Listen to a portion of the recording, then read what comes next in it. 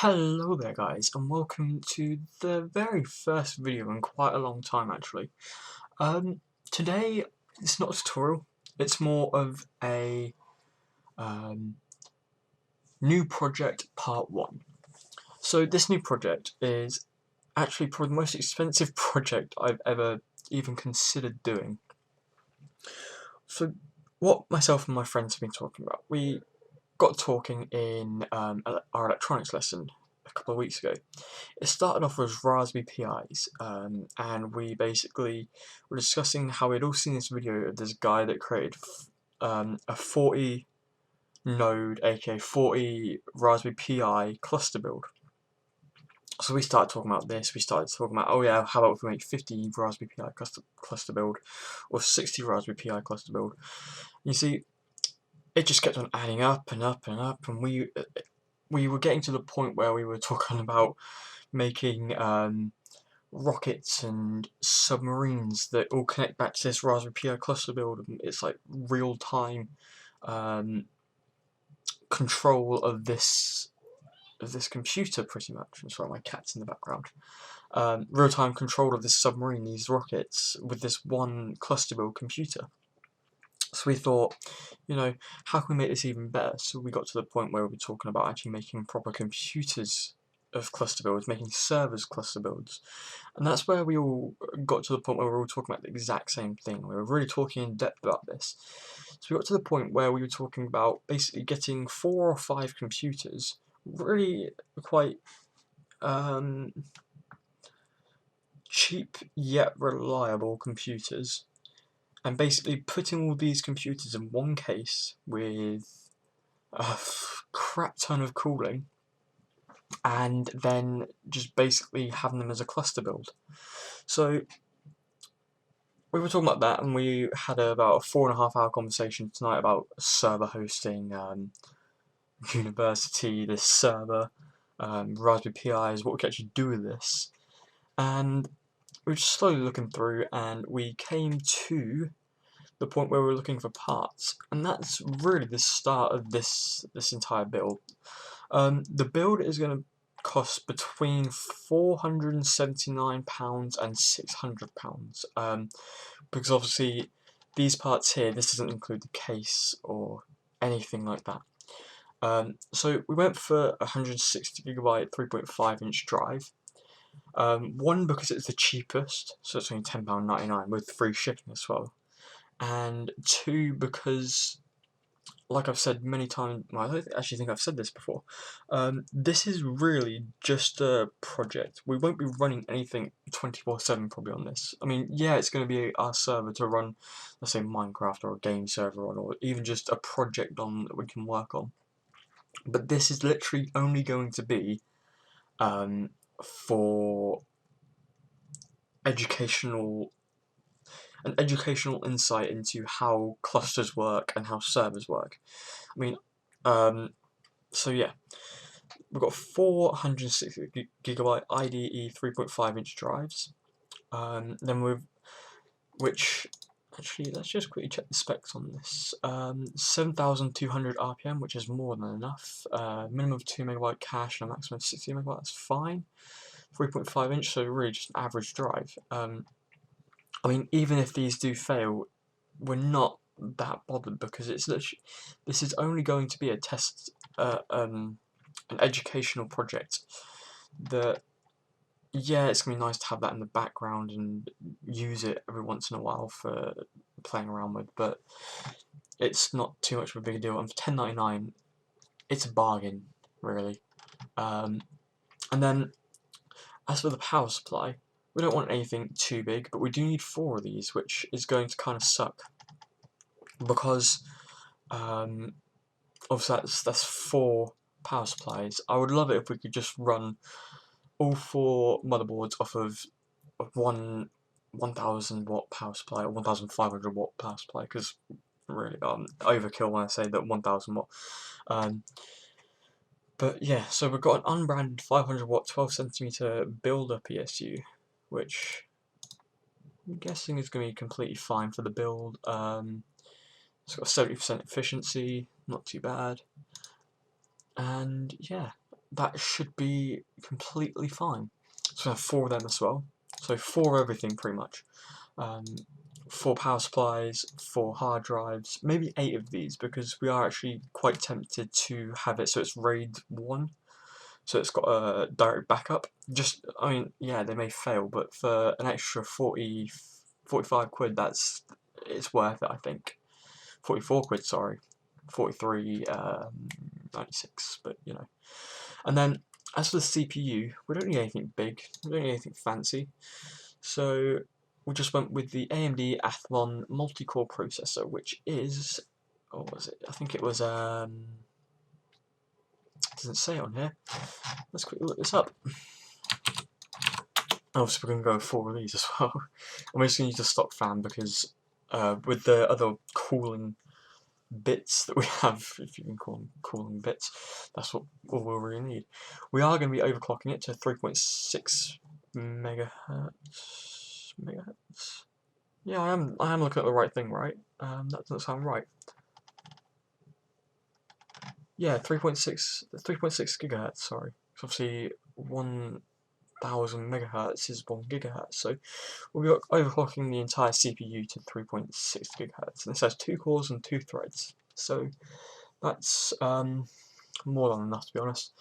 Because what you've got to think is that we are going to be putting all of these as basically spreading a task across all these 4 servers, or computers, because they are servers, but they're not, because we will be running them 24/7 for the first few days, maybe even weeks, but after that we'll probably be moving on to bigger and better things. So overclocking them, that's more than enough. There's going to be 8 cores altogether if you think about it across the 4 servers, with a very high amount of gigahertz. And then we have the HyperX Fury Series 4GB DDR3 RAM. I went with HyperX because it's a well-known company.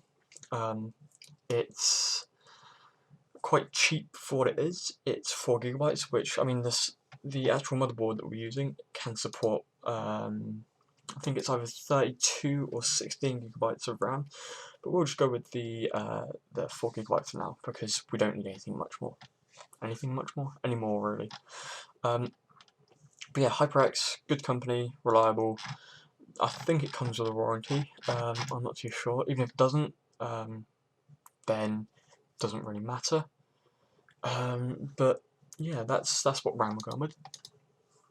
We're going with the MSI A55M E33 AMD FM2 Plus A55 Micro ATX motherboard, which, yeah, you just saw. I mean, it's reduced quite a bit. It's small. It's reduced a lot, actually. It's pretty much half price. Like I just said, small. It's got more than enough ports on, so like the RAM and possible graphics card if we wanted to, network card if we wanted to, but we'll just be sticking with the inbuilt one. Actually, we may switch over to a slightly higher spec network card because I'm not too sure if that's 100 megabytes or 1 gigabit port. I'll have to look that up. Obviously, we're going to have to go with 4 of them. And then now we get to the more networking side of it. This is the part that probably I'll be managing the most because I'm the one that has the insight of how networks work, etc. So as for the Ethernet switch, we're going with the TP-Link TL-SG1088 8-port metal gigabit Ethernet switch. We could go much better, we could go with different companies, we could go with many different, variants of a switch. But I know TP-Link is a very good company. It's got 8 ports, which leaves enough space for my home server as well, which I'm also probably going to be making a new one soon, but you know, that's running FreeNAS, but yeah, I won't go into that now. Yes, so that's more than enough for what we need.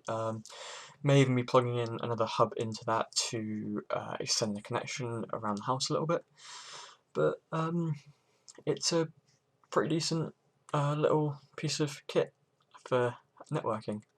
I mean, you can get these with 24, 48, much higher transfer rate, all sorts, but this would do for what we're doing. And then as for the hub, because I've currently got a BT home hub, if you've had one, you'll probably know that they're not very reliable at all. So we're in our house, we're just gonna. This probably won't even come into the server cost really, the cluster cost, because if anything, my mum and dad will probably be paying for this because they want to change over to the BT Open Reach modem, and then just hook this up instead. So obviously that's going to be pretty decent for the entire house. Not going to go into that very much, but it works, and it's going to basically be the center of the whole entire cluster. Which now thinking about, I'm thinking maybe upgrade something much bigger, but we'll see how it goes. And if anything, I'll just fork out another 60 quid later just to upgrade that, because that's a pretty vital part of a cluster computer, considering the entire cluster runs on the network. And then after that, I'm looking at some Duronic Black 0.5 meter Cat6 Ethernet wire, and yeah, this is going to be, well, I'm only looking for a very small amount because, let's be fair, going from the server to the switch, which will literally just be on top, it doesn't need to be long. It's Cat6, which is quite good. Obviously it's got a much higher amount of insulation, so there isn't as much interference from the other wires. So yeah, this should be quite a good wire for what we're wanting to do. I mean, it's an Ethernet wire, it's not exactly going to affect much, but yeah. So that's pretty much the entire server build. We're also going to be looking at these 20cm PC fans, which, these ones to be precise, we're actually going to be building our own case, so we not covering case costs here, but we're looking at about another £100 on the case, because this case has to house 4 motherboards, 4 CPU cores, 4 hard drives, and 4 power supply units, and probably there's going to be a what's it called? Extension lead. I can't believe I couldn't think of the word extension lead. I'm sorry, it's 1:53, 2 AM in the morning, and I've been talking before this I was talking about 4.5 hours straight with my friends about doing this, because we're splitting the costs 3 ways, possibly 4, just to do this one project that we're actually all quite interested in, and from there we're going to be looking at bigger, better servers, etc. But we really just want to get the whole cluster build under our belts first. So 20cm PC fans, and we're also looking at small PC fans, any small PC fan that can, because we're looking at 4 of the bigger ones, 2 on one side pushing air in, 2 on the other extracting air. So obviously pushing cold air in, pulling the hot air out, even though it won't be that thick. We just want to get the best for how much we're actually investing in this. On the front, we're going to have a power button at the top that will power on all of the servers. So obviously we need to power that. We need to hook that power button up so it will go to all 4 servers, turn them on at the same time. Voila. And apart from that, that's about it. We may even have some sort of I'm not really too sure yet. We haven't really sorted out the case design. We've sorted out what hardware we're going to use. We've sorted out what network utilities and hardware we're going to use.